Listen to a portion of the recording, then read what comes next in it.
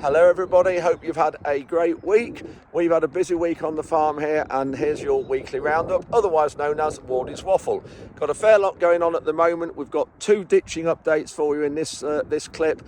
Barry's still going around the farm doing various ditching work, and Ruben and Tom are finding drains, so we're looking at that. We've also had a very special birthday in the Waffle household this week.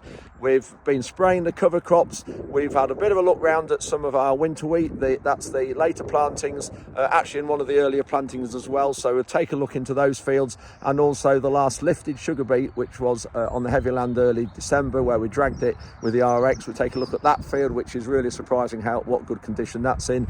We also have an update on Forage Aid. I put an update or a request out for help on 3 farms that we were supporting with the charity 2 or 3 weeks ago, so we've got a bit of an update on that. Really good successful update and a pleasing end to that. Anyway, that's it for this update. Let's crack on now and see what we're doing on the farm. Hope you enjoy it. Thank you very much for watching, and here we go. So today is Monday, February the 6th, and we have a very special birthday in the Waffle household, and it is Nala, who is 1 year old today. Aren't you, Nala? It's your birthday. She looks very impressed, not. Yes, so Nala is 1 year old today. Just a gorgeous dog, you can see. Lovely nature. Yeah, Frankie doesn't want to miss out, do you, Frankie? They're getting on better now. It's just that Nala doesn't realise her size, and that's what Frankie gets cross with, because she just bowls Frankie over and just sort of treads on her. She doesn't realise that she's a big lump, but she's a lovely, lovely lump. So anyway, yeah, we'll go back to the office. We've got cards and presents for her to open, so we'll go and get those done. Yeah, look there, look, licking Frankie's ear. Great. So a bit of an update on the drainage work we're doing. We're getting on fine, but we've actually changed tack, and Tom and Ruben are finding the drains before Barry gets to them. We thought they were a long way back in the bank, and quite a few of them are, but some of them aren't. And I think we've been struggling to find most of them because the action of the bucket smearing the soil up the bank. So we're actually going in front of Barry, which of course makes it better for Barry on the digger. Anyway, we'll just turn the camera around and have a look at some of the drains that we found in this dike, and some of the work we're doing, because it's just an ongoing job, getting this done this winter. You can see why we're struggling to find them, because they're embedded in the bank a bit. If we hadn't dug that out, you wouldn't find that. Really, they want a concrete sort of slab, a square, to go around the pipe in the Dyke bank. You can get those slabs with a slot in for the pipe to come through, and then of course it leaves it nice, and you can see where the drains are, even when the grass grows up in the summer. A heck of a lot of work putting one of those in. There's probably something like 30 drains come into this dike all the way down this field to where the tree is in the distance. So this beet pad, when we extended it 3 years ago, yeah, we put all these concrete panels and everything up. The problem is the slope of it was running down this way to the field, and so we put a drain right at the back of the concrete. That's all that stinks. No, come out, Nala. That's the sediment out the sugar beet, out the soil, out the sugar beet. It always stinks. It's all the acid and the juices that are in the beet. Yeah, so where that stone is, there's a drain all the way along here, and then it's coming out in this dike just there. So that's the pipe that drains the beet pad. But yeah, that just wants scoping out with a spade. But we'll just walk down here towards the trees and towards that feeder, because that's where the dike goes through. But Barry's got to take those trees out, clear some of those trees through the edge of the margin to get through to the river brant in behind the trees. So here we are now in front of the digger. Barry's just doing another job today for somebody else. So I found that one, and then keep walking down this dike, and our regular clockwork every sort of 22 yards ish. And I'll say ish. Another one there. Ian's just bringing some insulation through for Brenton and Bernie. I'm going to start putting the insulation down on the lower level floors now, ready for getting the underfloor heating in. What have we got here, look? What's this?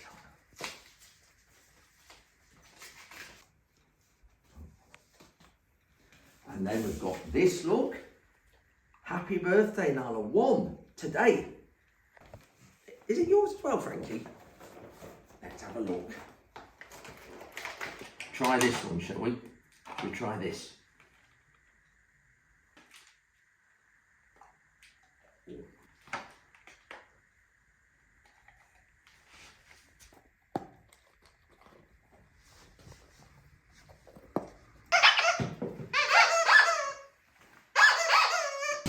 Ian's busy finishing off this frame for the fuel tank. These are just the corners to hold the tank in place. There's the tank. That's for the kerosene for this other heater when we get it back. Apparently the heaters run a lot better on kerosene, and actually also power washers do, so we're going to run the steam cleaner on it as well. Got the roofers back today. Now putting the veluxes in and the low level roof tiles, getting that finished off. So when you get that done, the whole house will be roofed, which will be great. Make it watertight just then. Waiting for the windows, which aren't coming until the end of February, even early March. So just having a bit of a run around some of our wheats that we'd planted in, I think it was that weekend in November. Was it 10th, 12th of November, the last sort of dry weekend we had. And these have been wheat 4 or 5 years on the trots, so sort of continuous wheats. But when you look at them, I don't know why, all the headlands haven't come very well. The rest of the field's fine. And it's a good job we put a lot of seed on looking at it, because everywhere we put 500 seeds a square metre on, or 475, and then upped it a bit on the headlands. But when you look, it was nearly a waste of time planting these headlands when you look at this. I'll just flip the camera around and you'll see. So you can see there in the field, it's come really well. But here we've got a pool of water on this headland, and we've got, you can just, maybe the sun's stopping you seeing it, but there's not a lot of plants there. When you look in that field, again, the edges of the field, there's not a lot of plants there, but yet in the bulk of the field, it looks good. Plenty of plants. Just got to decide on these whether they're worth putting any fertiliser and fungicides and things on these outsides, because if there's not going to be any return from them, we might be better off leaving them and then putting a cover crop on there. This one especially, because there's virtually nothing here on this edge of the field. Nala, come here. Nala, come here. Ruben's just unfolding the sprayer. We've just got, this is our long-term cover crop trial fields. I think 8 years, it might even be 9 years now. Direct drilling cover crops, but it's ready to be sprayed off now. So it'll take a few weeks to work properly, and we need all the vegetation to have gone to drill it. And so we've got 3 litres of glyphosate in here, and then we're going to get it killed off, and then it'll be direct drilled probably, well, middle March time, so a while yet.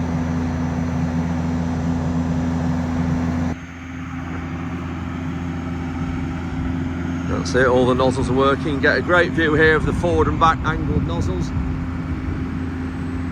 Gives better coverage.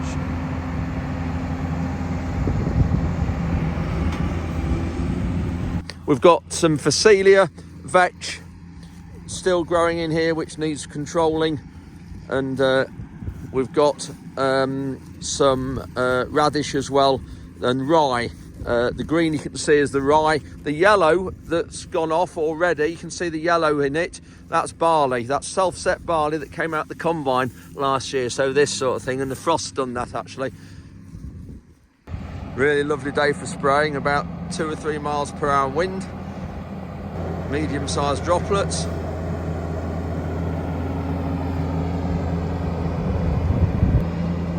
So yeah, what we're applying here, we're applying 3 litres a hectare of glyphosate, and it's to control the Phacelia vetch rye.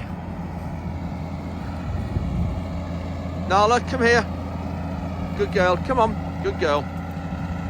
Nala, Nala, come here. Good girl, good girl.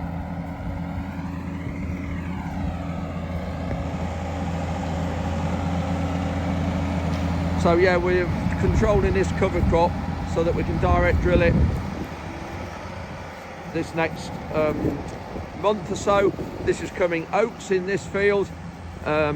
These are the naked oats without the husk that you know we grow. Then next door is the field that is on our conventional system, so that was soloed with our disc and press machine last autumn when it was dry, and then we're going to compare that, so that's going to be planted with oats as well, just the same as this field. So everything apart from the cover crop, the cost of the seed cover crop, planting of the cover crop, the slug pellets afterwards, apart from all that, both fields will be the same. So we've got extra cost in here.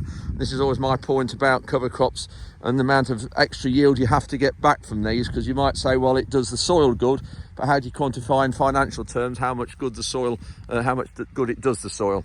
So yeah, so you can see here, nice friable soil surface here, that's great. So the drill will actually work quite well here, because this was done with the Elita and the Unipress this last autumn, and this is why we've got some friable soil here, why it's not solid, because we do find to cultivate the cover crop in is better. So yeah, this is our long-term trial. 8 years it's been in cover crops and direct drilling, just to see what it's like. And every year we have it doesn't do as well financially as that field behind us. Nala, Frankie. So just looking across this other field next door to the trial field where Ruben's spraying, this field is coming spring barley, and I've just noticed we've got a nice little bit of black grass growing on the field edge. You can see there, this is all green, this is all black grass growing. So when we spray this off, we'll spray all this. You can just see this black grass, and this is just a shot of what black grass does to a growing crop of wheat. So you can see this overlay photograph I'm just putting up now. This is a photograph obviously from another year, and this is how much it decimates and takes over the growing of a crop when the crop's out in here. So we need to get rid of that, which we can do, and this is why hand roguing and everything we're doing over the years we've done helps to get rid of it. So just looking, there's a little bit of greenery there, but that's not black grass. That will be self-set cereals from last harvest. So this is coming spring barley. So yeah, but you can just see this was soloed really early. Look at this lovely soil here, just all breaking down. Really nice soil. So we won't do anything to this field apart from spray it and then go in with the Simba drill. That's it. Hello, Nala. Yeah, so you can just see here how it all breaks down, all our fields. This frost does a lovely job, and this soil, when it dries and crumbles and wets and dries, it just crumbles ever so well. Got all the straw from last year's crop here, so that'll all mix in with the drill, act as a mulch to improve the organic matter. So yeah, the system just works for us. And just looking across the other side of the lane, so just looking in this field that was sugar beet this last year. If you remember, it was harvested in early December when the first frost started, and then we've dragged it with the big drag we've got behind our John Deere RX 8RX, and just look how this has weathered down, and what a fantastic job it's done. And just look at the frost here, dry on top, crumbly now. This is all crumbling. Yes, Nala, thank you. It's all crumbling down. Just look at look how that's just falling apart. Yes, it's wet underneath. You can see that when you squeeze that. Look at that, still very wet. And this is because it's about 40% clay, this field. So it's far too wet to go on, but it just shows. Look at this, how it's there. That prime shot there, all crumbling. Fissures are all opening up. Look at that, just crumbling away here like this. Nala, thank you. And you, Frankie.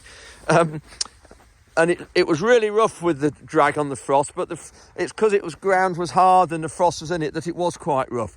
But it's mellowed down so well. Look at that lump there, and you only have to touch that and it just all starts to crumble.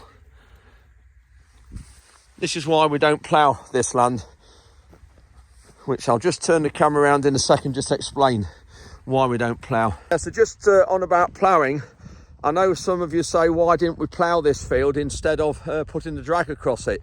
Well, for one thing, we haven't got a plough. The last plough we had was sold in 2004, and I'll just put a picture up now. I haven't got a video of that, but this is the plough we had behind a Track Marshall 155 crawler, steel track crawler, and so that was the last time we did any ploughing. And actually we did try, no, actually that's not quite true. We did actually have a plough. We bought a Gregoire Besson plough to go behind our Challenger 45. That's this tractor, again a still shot of that, but it wasn't successful, and it was an offset plough that didn't plough straight, and so we actually, Gregoire Besson got our money back for it and sent it back after probably 2 years of trying. Anyway, we don't plough because we get far better seed beds and far better soil structure through not ploughing, and you can see straight away by what I've just shown you in this clip how our soil weathers and breaks down.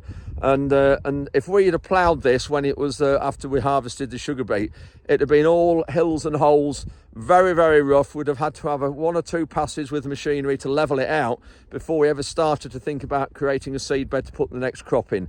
So of course it costs us a lot more money to establish a crop behind the plough. So that old drag we had, low costs with fuel, and of course minimal soil damage as well, because don't forget to plough when you're ploughing at depth and you're smearing the side and depth of the plough. Actually, just to mention how we prepare the land for sugar beet if we don't plough, we use a Simba Solo, and that's machines you've seen, and we also use that up on the light land on the top, which is just 3 or 4 miles up there, which we will be doing that in the next probably 2 or 3 weeks, because we've still got that land to prepare for sugar beet. And regular viewers of my videos, that's the land that we've had the sheep on. A few weeks ago you've seen where Les has had the sheep and where we were dipping the sheep as well. Actually, there's a brilliant shot here showing the soil, how some of it's dry and some of it's wet. So the lighter coloured is dry and the darker is wet, and you can just see when you walk on it here that that's not too bad. But some of this in here, it's just a bit sticky, because if you remember, we had water on the headlands on the edge of this field. That's wet in there, you can just see it is, and my boots are sticking now, look. So yeah, we had water stood here, and this is a little clip of that, which was the beet harvest obviously had compacted it. We couldn't get underneath that with the drag and the 8RX, so that was wet, but we did drag this only 2 weeks ago again, and it's done a good job. So yeah, looking at this wheat across the lane, this was after spring beans last year, and this is a variety called Gleam. So it's a second grade feed variety, and this only had our Simba Express across it, just shallow, and just shallow disc it before the free flow drill. Bean stubble, you can see there's the bean stems from the previous crop. But yeah, looking really well, this nice. We need to get that GPS sorted actually. Yeah, when you look down there, that's not good. Obviously these fields are all mapped, but these fields need relining up on the computer, because these are all drilled GPS now, so we need to line these up and straighten them up on the computer to get that right. But yeah, looking really well, this wheat is. Planted about the 14th or 16th of October, because that's when the 8RX arrived. Couldn't do any drilling till it arrived.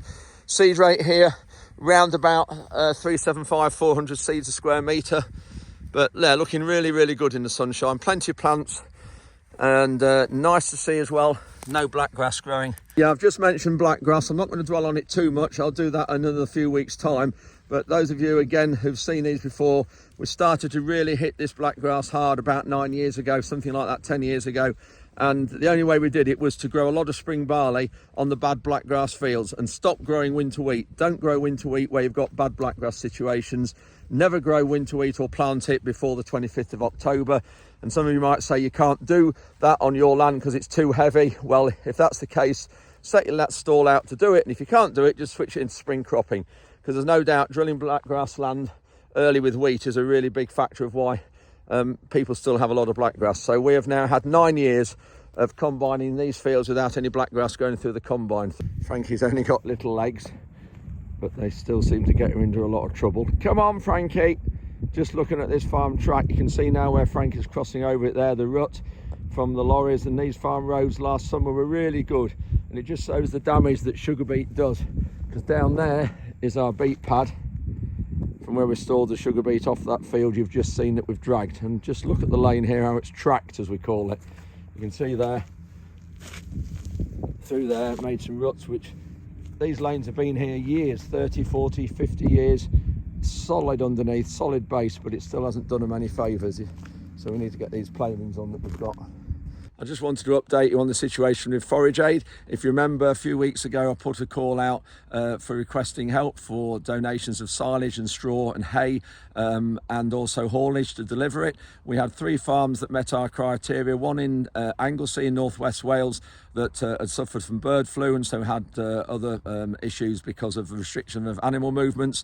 That was also the case for a farm in Norfolk that met our criteria, and there was a farm in Cumbria that got flooded when 3 rivers converged into one and went through with this farm. We had to buy the produce for the farm in Anglesey and provide and actually pay for the haulage as well, because we couldn't find any locally donations. The other 2 donations, or the 2 farms, were fantastic offers of help. Altogether we had 15 offers of help around the country to try and fulfill all of this. We had 1 in Suffolk, 1 in Surrey, and we had 2 from Carlisle. We had 2 in Gloucestershire, 1 in Merseyside, 1 in Warwickshire, 1 in Oxford, 2 from Norfolk, 1 in Nottinghamshire, 1 in Lincolnshire, and 1 from Cumbria. And what we try and do when we move these, when we try and help a farm, obviously we try and find the nearest donation to the farm we're helping, because it means the haulage is going to be a lot easier and cheaper, and hopefully someone will do it for free.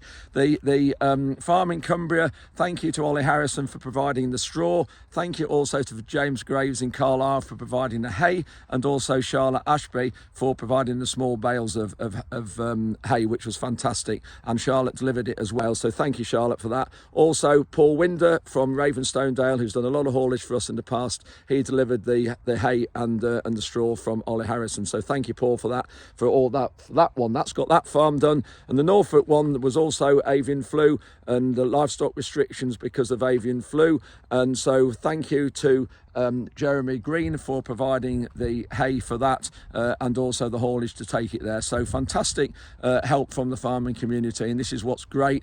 Our strapline is Farmers Helping Farmers. You'll see from our logo here, that's what's at the bottom, and this is exactly what we do. So thank you for everybody for your help and offers of donations. It's been greatly appreciated by those who've received it, so thank you. So I've just walked down this dike from the farm track, and if you remember last week's video, Barry was here doing it out. There's a pipe, but we had all that. There wasn't a gap there last week. There was a lot of self-set suckers had come out from the trees there and blocked that way to the river. So Barry we fetched those out, and you'll see by this overlay here, that's what it was like a week ago, and so Barry can get through there to finish this dike out. That's the pile that Barry fetched out from here. So when this was planted, which I don't know how many years ago it was, we always aimed to leave a track through here so we could do the dike out. So that's why there's a hedge planted, you can see all down there. But it just shows how, if you leave it, how things get grown up. And then through here is the main drain somewhere. There we go. There we are. So that there is a 6-inch pipe, goes out from under those trees.